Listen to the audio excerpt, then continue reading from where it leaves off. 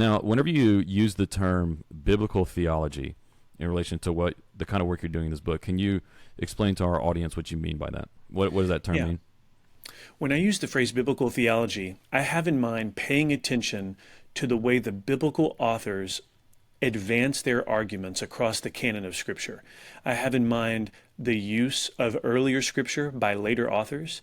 I have in mind the intertextual, interbiblical connections among texts and characters that testifies to the providence of God, the unity of the Bible, the divine authorship of the Scriptures.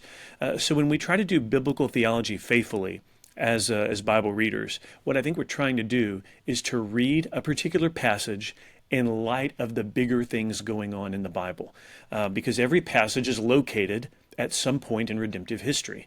Things have happened. Things are going to happen. God has made promises and covenants.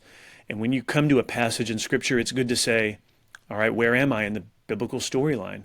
What has God been doing that gives rise to this particular episode, this particular set of laws, this particular oracle from a prophet? What's been going on? And then where is this going? What's on the other side of this in later Scripture? How might these things testify of the person and work of Christ to come? So biblical theology is interested in the interconnections, the relationships among the biblical texts, because we believe that as Christians, the Bible is inspired. We have inspired writings to study, and in studying it, we're able to discern that God has, by His providence, united together the Old and New Testaments in such a way that there is coherence. There is a coherence among all the biblical writings in the covenantal stream of Scripture. So biblical theology is interested in those kinds of things. We're just trying to read the Bible faithfully, and we're trying to pay attention to how the biblical authors use earlier Scripture. So that's kind of what I have in mind with biblical theology as a phrase. Yeah, that's good. And I wanted you to talk about it because I know that you mean something specific about, this frames the way that you're approaching the work you're doing, and what the Yeah. goals that you're trying to accomplish. But for those who haven't gone to seminary, that means biblical theology means something completely different. People just Yeah. usually assume it as it's theology that's faithful to the Bible, which Well, of and course that's the goal. That's the goal. that But I is know in totally the seminary we goal. mean something a little bit more specific by the type of work we're doing there. Well, So and I you think start what the book. readers will. Oh, yeah. Oh, I'm sorry. Go ahead, Aaron. No, go ahead.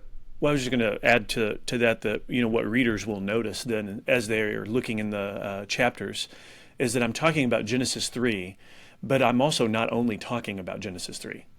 And the reason I will bring up later Old Testament passages, later New Testament passages, is because I think that our progression into the Bible storyline gives us more and more light and clarity about what's happened earlier. And so I'm eager to understand Genesis 3, but I want to understand Genesis 3 in light of the whole canon. And this is, if you will, a kind of canonical reading of Genesis 3, as much as I could write one. That's what I'm trying to do. Yeah, it's good.